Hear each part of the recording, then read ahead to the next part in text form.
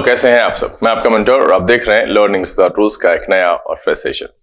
एक बार फिर से आपके सामने उपस्थित हो गए हैं, साथ लेकर आए हैं कुछ नए वर्ड्स, बढ़ाएंगे आपके डिक्शनरी में नए शब्दों की संख्या। बात कर रहे हैं द हिंदू एडिटोरियल वोकैबुलरी की। यहां पर मैं अब जो वर्ड्स लेकर के आ रहा हूं वो डिफिकल्टी लेवल के हिसाब से थोड़ा आसान हो गया है, क्योंकि जितने भी कठिन वर्ड्स थे लगभग पिछले आए सेशंस में मैंने उसको करा दिया है। तो अगर आपको आपके एडिटोरियल में कुछ नए वर्ड्स दिखते हैं तो आप उसको प्रीवियस एपिसोड्स से देख करके मैनेज करें, क्योंकि रिपीट करना अच्छा नहीं है। जब एक वर्ड्स करा दिया है तो उसको बार बार करके जो है सेशन लंबा करने से कोई फायदा है नहीं। अब ये वो वर्ड्स हैं जो कि मैंने नहीं कराए हैं, लिस्ट में नहीं है, इंपॉर्टेंट तो है ही, बराबर वैल्यू के शब्द हैं। और ऐसे भी बच्चे हैं जिनको ये भी नहीं पता है, और बहुत सारे बच्चे हैं जिनको कि एंटोनिम सिनोनिम्स में डाउट रहता है, थोड़ी मीनिंग क्लियर नहीं होती है। तो ये उस लिहाजन जो है, और नए वर्ड्स तो हर दिन होते ही हैं, बट लिहाजन मैं अगर पहले से तुलना करूं तो शब्दों की संख्या थोड़ी घटी है, क्योंकि अब वही सारे शब्द रिपीट हो रहे हैं। तो हम इसमें कुछ अब जो है क्विज वगैरह डिजाइन करेंगे, और वर्ड्स के साथ साथ हम कुछ क्विज भी कराएंगे, एंटोनिम सिनोनिम्स पर एमसीक्यूज वगैरह लेकर के आएंगे। बहरहाल यहां पर आज जो शब्द लेकर के आए हैं, चलिए हम उसको आपके सामने रखते हैं, सेशन को शुरू करते हैं। लेकिन उससे पहले जो लोग इस चैनल पर नए हैं और वैसे पुराने लोग जिन्होंने अब तक चैनल को सब्सक्राइब नहीं किया है, प्लीज सब्सक्राइब कर लीजिए, बेल आइकन प्रेस करके नोटिफिकेशन कॉल पर रखना नहीं भूलेगा, ताकि यहाँ जो वीडियो अपलोड हो उसकी सूचना आपको मिले और कोई भी सेशन मिस ना हो। लाइक और शेयर करने में कंजूसी नहीं कीजिएगा। साथ में सेशन के दौरान मन में कोई बात रह जाए तो कमेंट में लिख करके साझा जरूर कीजिएगा। अगले सेशन में उसके आंसर के साथ हम जरूर उपस्थित होंगे। चलिए सेशन की शुरुआत करते हैं।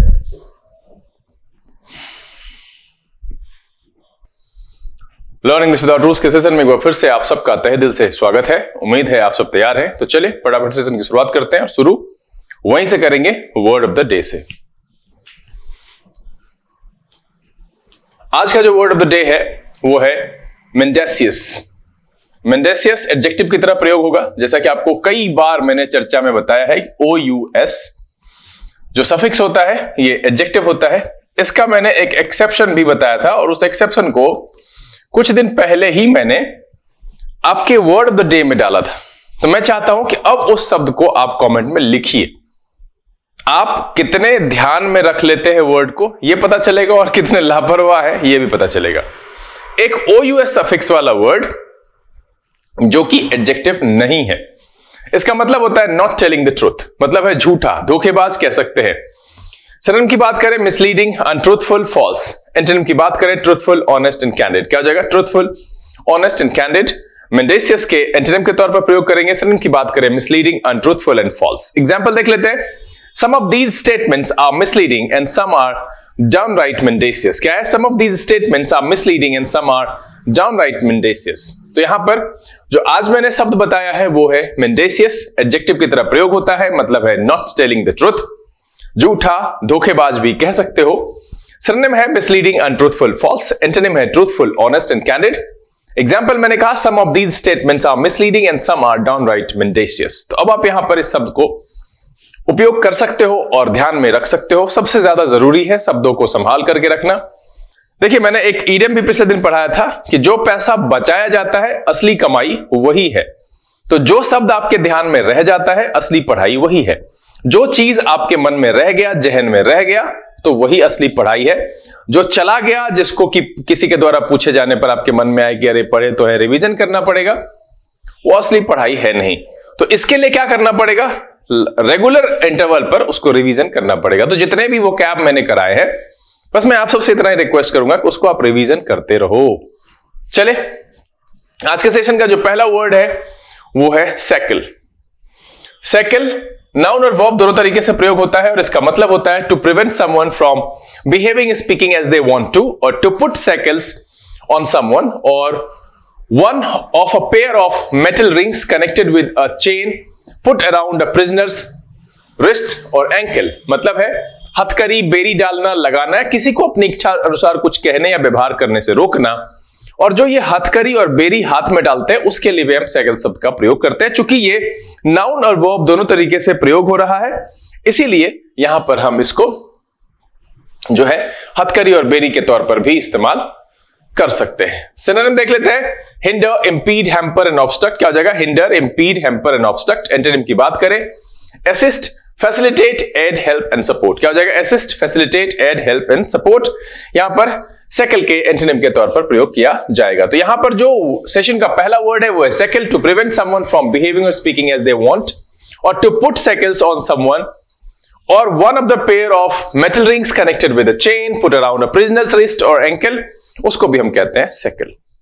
एग्जाम्पल देख लेते हैं। C is opposed to settling the press with privacy laws। क्या है? C is opposed to settling the press with privacy laws। चले अगला जो शब्द है वो है ब्रोमेंस। ब्रोमेंस नाउन की तरह प्रयोग होता है और इसका मतलब होता है a close but non-sexual relationship between two men। क्या है? a close but non-sexual relationship between two men, मतलब है भाईचारे से। सिनोनिम की बात करें फ्रेंडशिप, कैमरेडरी एंड कंपेनियनशिप। क्या हो जाएगा? Friendship, camaraderie and companionship. Antonym की बात करें राइवलरी, एनमिटी एंड हॉस्टिलिटी। क्या हो जाएगा? Rivalry, enmity and hostility. यहां पर इस पेज पर जो दूसरा शब्द है वो है Bowman's, a close but non sexual relationship between two men, मतलब है भाईचारे से। एग्जाम्पल देख लेते हैं। कह रहा their bromance was evident in their frequent public appearances. क्या? Their bromance was evident in their frequent public appearances. इस पेज पर जो दो शब्द मैंने पढ़ा है उसमें पहला है सेकल। सेकल का मतलब होता है to prevent someone from behaving और speaking as they want to, और to put shackles on someone और one of a pair of metal rings connected with a chain put around a prisoner's wrist or ankle, मतलब है हथकड़ी या बेड़ी डालना, लगाना या किसी को अपनी इच्छा अनुसार कुछ कहने या व्यवहार करने से रोकना। हथकड़ी या बेड़ी, इस अर्थ में हम सेकल का प्रयोग करते हैं। दूसरा जो शब्द है वो है Bowman's, a close but non sexual relationship between two men, मतलब है भाईचारा। इस अर्थ में हम ब्रोमेंस शब्द का प्रयोग करते हैं। चले आज के सेशन का जो अगला वर्ड है वो है इंड्यूबिटेबल। क्या है? इंड्यूबिटेबल, और ये एडजेक्टिव की तरह प्रयोग होता है। इसका मतलब होता है इम्पॉसिबल टू डाउट और अनक्वेश्चनेबल। क्या है? इम्पॉसिबल टू डाउट और अनक्वेश्चनेबल मतलब है कि निर्विवाद, जिस पर संदेह ना किया जाए और जो प्रश्न जिस पर ना उठ सके, उस तरीके की स्थिति के लिए हम यूज करेंगे इंड्यूबिटेबल। सिनोनिम की बात करें अनक्वेश्चनेबल, इंडिस्प्यूटेबल एंड अनअसैलेबल। क्या है? अनक्वेश्चनेबल, इंडिस्प्यूटेबल एंड अनअसैलेबल एक अर्थ में इंड्यूबिटेबल के सिनोनिम के तौर पर प्रयोग करेंगे। एंटोनिम की बात करें डाउटफुल, क्वेश्चनेबल एंड अनसर्टेन। क्या हो जाएगा? डाउटफुल, क्वेश्चनेबल एंड अनसर्टेन एक अर्थ में इंड्यूबिटेबल के एंटोनिम के तौर पर प्रयोग कर सकते हैं। तो यहां पर जो इस पेज पर पहला शब्द है वो है इंड्यूबिटेबल, इम्पॉसिबल टू डाउट और क्वेश्चनेबल मतलब अनक्वेश्चनेबल, मतलब है निर्विवाद, जिस पर कोई प्रश्न ना उठाया जाए, कोई प्रश्न चिन्ह ना लगा सके। वैसी स्थिति के लिए हम जो शब्द यूज करेंगे वो है इंड्यूबिटेबल। एग्जांपल देख लेते हैं। Her indubitable talent made her favourite in competition. In the competition. क्या है? Her indubitable talent made her favourite in the competition. चलिए अगला जो शब्द है वो है एनिमस। एनिमस नाउन की तरह प्रयोग होता है और इसका मतलब होता है हॉस्टिलिटी और इल फीलिंग। क्या है? हॉस्टिलिटी और इल फीलिंग मतलब है द्वेष से। सिनोनिम की बात करें एनमिटी, हॉस्टिलिटी एंड एनिमोसिटी। क्या हो जाएगा? एनमिटी, हॉस्टिलिटी एंड एनिमोसिटी एक अर्थ में एनिमस के सिनोनिम के तौर पर प्रयोग करेंगे। एंटोनिम की बात करें फ्रेंडशिप, अफेक्शन एंड एमिटी। क्या हो जाएगा? फ्रेंडशिप, अफेक्शन एंड एमिटी एक अर्थ में एनिमस के एंटोनिम के तौर पर प्रयोग किया जा सकता है। तो यहां पर इस पेज पर जो दूसरा शब्द है वो है एनिमस, मतलब होता है हॉस्टिलिटी और इल फीलिंग, मतलब है द्वेष से। सिनोनिम क्या है? Enmity, hostility and animosity. Antonym है friendship, affection and amity. Example देख लेते हैं। कह रहा है her animus towards his rival was evident in his remarks. क्या है? Her animus towards his rival was evident in his remarks. चलिए यहां पर जो हमने दो शब्द रखे हैं उसमें पहला है इंड्यूबिटेबल, मतलब होता है इम्पॉसिबल टू डाउट, और अनक्वेश्चनेबल मतलब है जो निर्विवाद हो, जिस पर प्रश्न ना उठाया जा सके। इस सब अर्थ में हम यूज करते हैं इंड्यूबिटेबल का। दूसरा जो शब्द है वो है एनिमस, मतलब होता है हॉस्टिलिटी और इल फीलिंग, मतलब है द्वेष से। क्या है? द्वेष। चले अगला जो शब्द है वो है प्रोडिजी। प्रोडिजी नाउन की तरह प्रयोग होता है और इसका मतलब होता है young person, specially young one, endowed with exceptional qualities, मतलब है विलक्षण व्यक्ति। A young person, especially a young one, endowed with exceptional qualities, विलक्षण प्रतिभा संपन्न व्यक्ति जो होते हैं उसके लिए हम प्रोडिजी शब्द का प्रयोग करते हैं। सिनोनिम की बात करें जीनियस, वंडरकिंड एंड फेनोमेनन। क्या हो जाएगा? वंडरकाइंड भी कह सकते हैं। जीनियस, वंडरकाइंड एंड फेनोमेनन एक अर्थ में प्रोडिजी के सिनोनिम के तौर पर प्रयोग करेंगे। एंटोनिम की बात करें एवरेज, मीडियोक्रिटी एंड इडियट। क्या हो जाएगा? एवरेज, मीडियोक्रिटी एंड इडियट एक अर्थ में प्रोडिजी के एंटोनिम के तौर पर प्रयोग किया जा सकता है। तो यहां पर इस पेज पर जो पहला शब्द है वो है prodigy, young person, specially young one endowed with exceptional qualities, मतलब है विलक्षण प्रतिभा संपन्न व्यक्ति जो होते हैं उसके लिए हम यूज करते हैं प्रोडिजी शब्द का। एग्जांपल देख लेते हैं। कह रहा है young prodigy amazed everyone with her musical skills. क्या है? Young prodigy amazed everyone with her musical skills. चलिए अगला जो शब्द है वो है रिमोर्स। रिमोर्स नाउन की तरह प्रयोग होता है। अब देखिए आपके जहन में आ रहा होगा कि सर रिमोर्स की चर्चा आपने की है। यस मैंने की है। कई सारे शब्द मैंने जो इस अर्थ में बताए हैं उसके एंटोनिम्स या सिनोनिम्स में मैंने रिमोर्स को कहीं रखा है। तो आपको ऐसा लगेगा कि ये सुना हुआ है, तो अब जब सर्च करेंगे, पीछे पलट कर देखेंगे अपने नोटबुक में जो आपने नोट किया है, तो वहां पर रिमोर्स कहीं ना कहीं किसी एंटोनिम्स या सिनोनिम्स में मिलेगा। अब उसको विस्तार से यहां पर मैं बता रहा हूं, तो ये रिपीटेड नहीं है। अच्छा है ना, जो एंटोनिम्स सिनोनिम्स में आया था उसका एक्सप्लेनेशन नहीं आया था, वो अब यहां पर उपस्थित हो गया है। तो ध्यान से पढ़िए। डीप रिग्रेट और गिल्ट कहते हैं रिमोर्स के लिए, मतलब है पश्चाताप, है ना। डीप रिग्रेट और गिल्ट। सिनोनिम की बात करें, रिग्रेट, गिल्ट एंड सॉरो। क्या हो जाएगा? Regret, guilt and sorrow. एक अर्थ में आप ऐसे रिपेंट भी कह सकते हैं, रिग्रेट भी कह सकते हैं। बहुत सारे ऐसे शब्द मैंने बता दिए हैं जहां पर कि आपको इसके अलावा भी सिनोनिम और एंटोनिम मिलेगा। और मैं तो कहता हूं कि हर शब्द को जब आप लिखते हो ना, उसके बाद एक एंटोनिम्स एक सिनोनिम्स अपनी तरफ से कमेंट में डालो, रिवीजन के लिए डालो, मेरे लिए नहीं डालो। कमेंट में लिखो ताकि आपका भी रिवीजन हो, आपके मित्रों का भी रिवीजन हो। 15 है, आप उतने देर में कमेंट करो, मजा आता है कि चलो मैंने इन्वॉल्व होकर के काम किया और रिवीजन भी आपका हो जाएगा। तो रिमोर्स का क्या मतलब है यहां पर? डीप रिग्रेट और गिल्ट, मतलब regret, guilt and sorrow. Antonym की बात करें, इंडिफरेंस, सेटिस्फेक्शन एंड कंटेंशन। क्या हो जाएगा? इंडिफरेंस, सेटिस्फेक्शन एंड कंटेंशन एक अर्थ में रिमोर्स के एंटोनिम के तौर पर प्रयोग किया जा सकता है। यहां पर जो दूसरा शब्द आया है वो है रिमोर्स, डीप रिग्रेट और गिल्ट, मतलब होता है पश्चाताप। एग्जांपल देख लेते हैं। He felt deep remorse for his action. क्या है? He felt deep remorse for his actions. तो यहां पर मैंने जो इस पेज पर दो शब्द बताए उसमें पहला है प्रोडिजी, मतलब होता है young person, specially young one endowed with exceptional qualities, मतलब है विलक्षण प्रतिभा संपन्न व्यक्ति जो होते हैं उसके लिए हम यूज करते हैं प्रोडिजी शब्द का।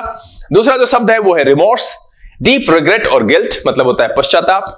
आप कह सकते हैं रिग्रेट, रिपेंट एक तरह से। तो मैंने जो कहा कि आप सब कम से कम एक एंटोनिम्स एक सिनोनिम हर शब्द का कमेंट में लिख करके डालिए, ये ज्यादा बेहतर होगा आपके लिए। चलिए अगला जो शब्द है वो है स्नैप।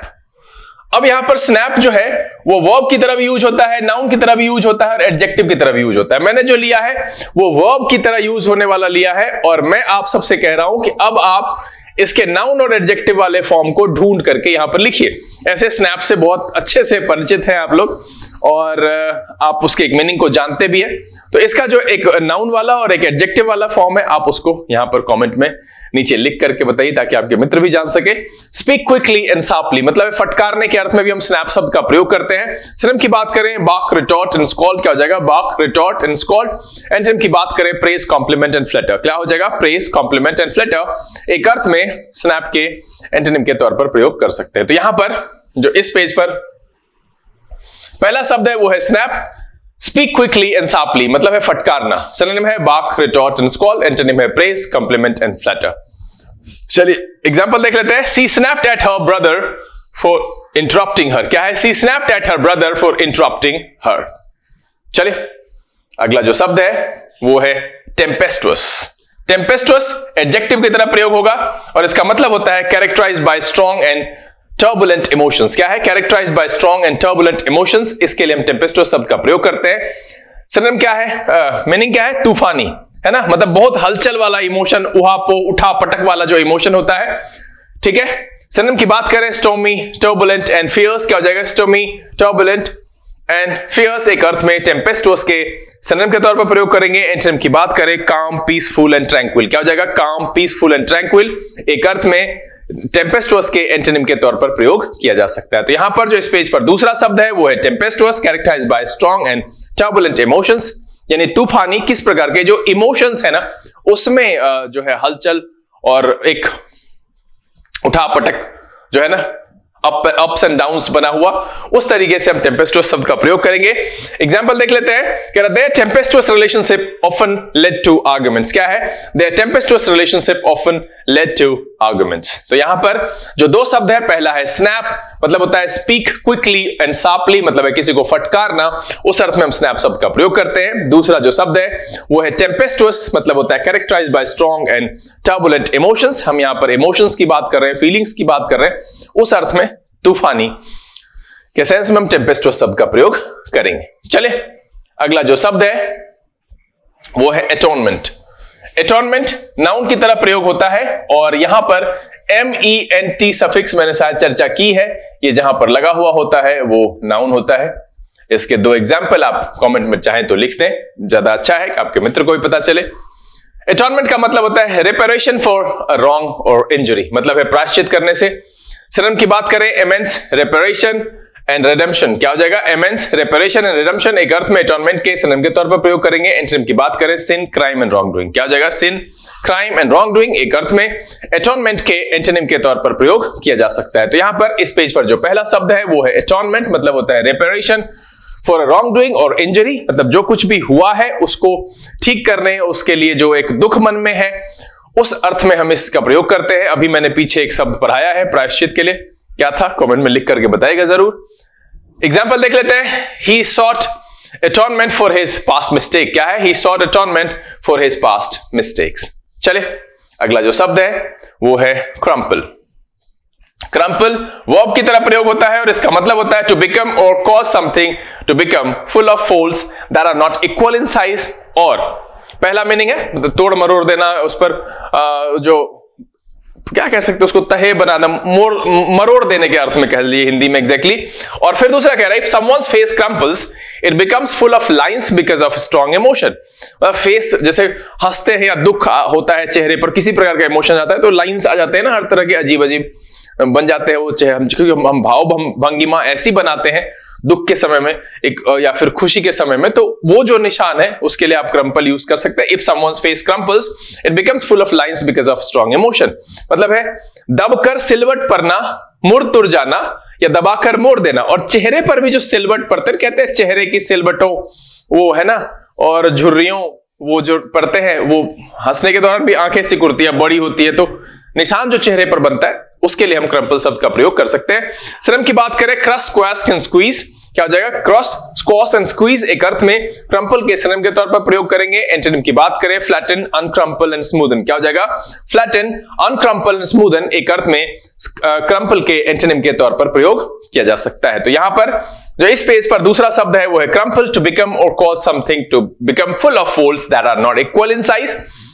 और if someone's face crumples it becomes full of lines because of a strong emotion, इस अर्थ में हम क्रम्पल शब्द का प्रयोग करते हैं। सिनोनिम क्या है? क्रॉस, स्क्वॉश एंड स्क्वीज और एंटोनिम है flatten, uncrumple and smoothen. Example देख लेते हैं, कह रहा है the front of the car crumpled when it hit the wall. क्या है? The front of the car crumpled when it hit the wall. तो यहां पर जो दो शब्द है, पहला है atonement, reparation for a wrongdoing, प्रायश्चित, उस अर्थ में प्रयोग करते हैं इसका। क्रम्पल जो दूसरा शब्द है उसका मतलब होता है टू बिकम और cause something to become full of folds that are not equal in size, या फिर if someone's face crumples it becomes full of lines because of strong emotion, इस अर्थ में हम क्रम्पल शब्द का प्रयोग करते हैं। दबकर सिलबट पड़ना, मुड़ तुड़ जाना, दबा करके मोड़ देना, चेहरे पर जो सिलबटें पड़ती है किसी इमोशंस की वजह से, उसके लिए भी हम क्रम्पल शब्द का प्रयोग करते हैं। चलिए अगला जो शब्द है वो है इनफैचुएटेड।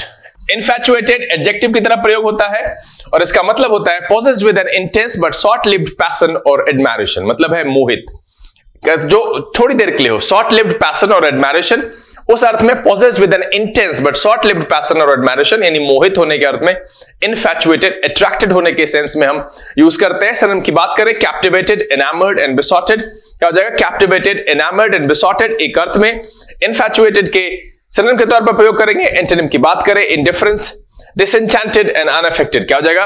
इंडिफरेंस, डिसएंचेंटेड एंड अनअफेक्टेड एक अर्थ में इनफैचुएटेड के एंटोनिम के तौर पर प्रयोग किया जा सकता है। तो यहां पर जो इस पेज पर पहला शब्द है वो है इनफैचुएटेड, मतलब होता है possessed with an intense but short-lived passion or admiration, मोहित, इस अर्थ में यूज करते हैं इन्फैचुएटेड का।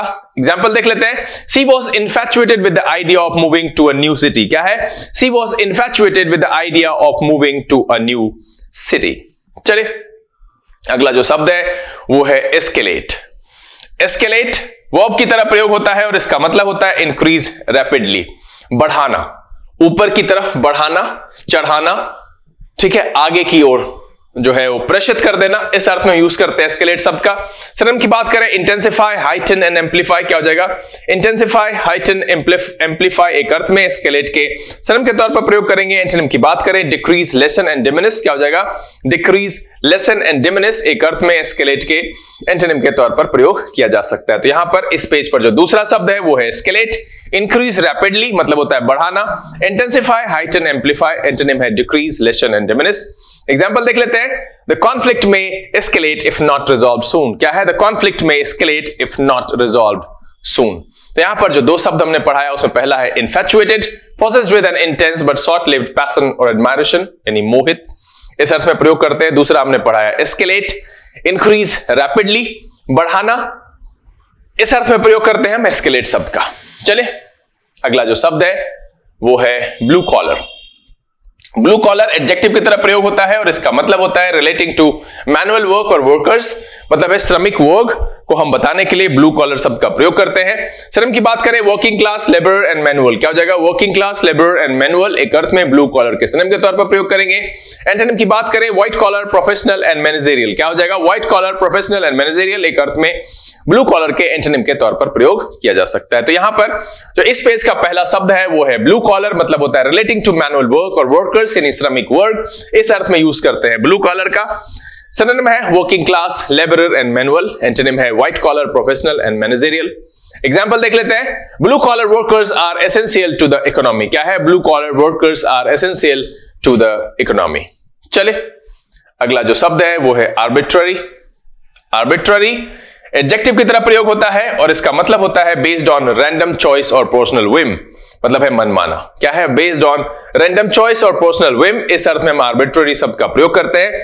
सिनोनिम की बात करें रैंडम, कैप्रिशियस एंड अनजस्टिफाइड, क्या हो जाएगा? Random, capricious and unjustified. Antonym की बात करें रैशनल, रीजन एंड जस्टिफिएबल, क्या हो जाएगा? रैशनल, रीजन एंड जस्टिफिएबल एक अर्थ में आर्बिट्ररी के एंटोनिम के तौर पर प्रयोग किया जा सकता है। तो यहां पर जो इस पेज का दूसरा शब्द है वो है arbitrary, based on random choice or personal whim, मतलब होता है मनमाना, रैंडम, कैप्रिशियस, अनजस्टिफाइड, एंटोनिम है rational, reason and justifiable.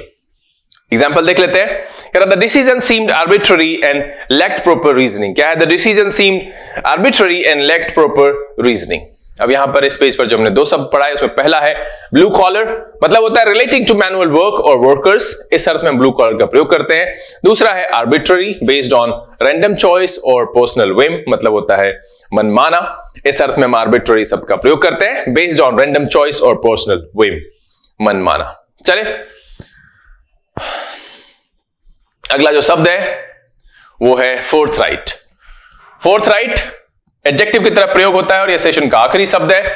Direct and outspoken, straight forward and honest, मतलब होता है स्पष्टवादी। क्या होता है? Direct and outspoken, straight forward and honest, इस अर्थ में हम फोर्थ राइट का प्रयोग करते हैं। सिनोनिम की बात करें कैंडिड, फ्रैंक एंड ब्लंट, क्या हो जाएगा? कैंडिड, फ्रैंक एंड ब्लंट एक अर्थ में फोर्थ राइट के सिनोनिम के तौर पर प्रयोग करेंगे। एंटोनिम की बात करें एवेसिव, डिसीटफुल एंड एम्बिगुअस, क्या हो जाएगा? एवेसिव, डिसीटफुल एंड एम्बिगुअस एक अर्थ में फोर्थ राइट के एंटोनिम के तौर पर प्रयोग किया जा सकता है। तो यहां पर इस सेशन का जो आखिरी शब्द है इस पेज का पहला वो है fourth right, direct and outspoken, straight forward and honest, इस अर्थ में हम प्रयोग करते हैं फोर्थ राइट का, स्पष्टवादी। एग्जांपल देख लेते हैं। She was forthright in her response, leaving no room for doubt. क्या है? She was forthright in her response, leaving no room for doubt. एक बार फिर से रिवीजन कर ले। जो आखिरी शब्द यहां पर रखा है वो है fourth right, direct and outspoken, straight forward and honest, यानी स्पष्टवादी, इस अर्थ में हम फोर्थ राइट शब्द का प्रयोग करते हैं। एग्जांपल क्या है? She was forthright in her response, leaving no room for doubt. उम्मीद है कि आज के सेशन में वर्ड ऑफ द डे को मिलाते हुए जो कुल 16 शब्द आपके सामने रखे गए, सबके सब नए थे, अधिकांश नए थे और कुछ थे जो सुने सुनाए वर्ड्स होंगे। सबको पढ़ करके मजा आया, बहुत कुछ सीखने के लिए मिला और सबके एंटोनिम्स, सिनोनिम्स, एग्जांपल और सब कुछ बहुत अच्छे से क्लियर हो गया, समझ में आ गया, आपने इसको नोट डाउन कर लिया और सेशन आपको फाइनली पसंद आया। सेशन अच्छा लगा तो आप इसको लाइक कर दीजिए। अब तक चैनल सब्सक्राइब नहीं किया है तो प्लीज सब्सक्राइब कर लीजिएगा, बेल आइकन प्रेस करके नोटिफिकेशन कॉल पर रखना नहीं भूलेगा, ताकि आज जो वीडियो अपलोड हो उसकी सूचना आपको मिले और कोई भी सेशन मिस ना हो। समय यहां से विदा लेने का, बहुत जल्द इस तरह के एपिसोड के साथ फिर आपके सामने उपस्थित होंगे। तब तक के लिए आप घर में रहिए, अपना और अपने परिवारजनों का ख्याल रखिए, खुश रहिए, मस्त रहिए, लेकिन पढ़ते लिखते जरूर रहिएगा। लर्निंग विदाउट रूल्स के से this is BK Singh signing off. Keep reading, keep practising. Thank you, God bless you.